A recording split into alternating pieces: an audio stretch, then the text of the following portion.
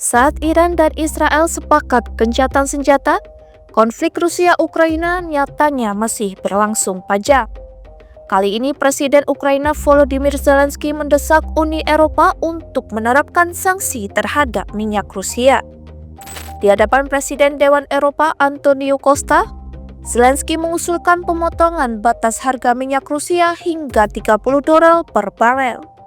Tujuannya untuk menghambat kemampuan Rusia membiayai agresi militernya di Ukraina. The facts are clear. For Russia's appetite for war to shrink, its oil revenues must shrink. So please support further steps to lower the price cap on Russian oil. And a cap of $45 could help move toward peace, of course, but for real, a lasting peace, and we shared it yesterday, and with all the partners, Europe partners, United States partners, a cap of $30 per barrel is needed to block Russia's ability to fund its aggression. Namun benarkah pergerakan ekonomi Rusia saat ini masih bergantung pada industri migas?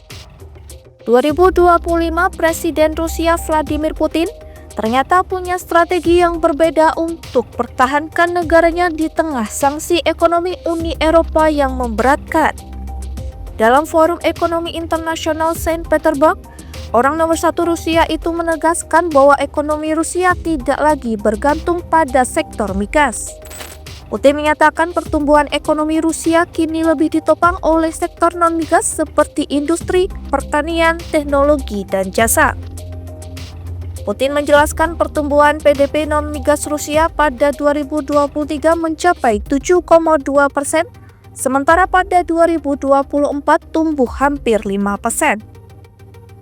Dia bahkan menyindir orang yang masih berpikir bahwa ekonomi Rusia bergantung pada bahan mentah adalah pemikiran ketinggalan zaman. Представление о российской экономике как исключительно сырьевой, зависимой от экспорта углеводородов, явно устарели.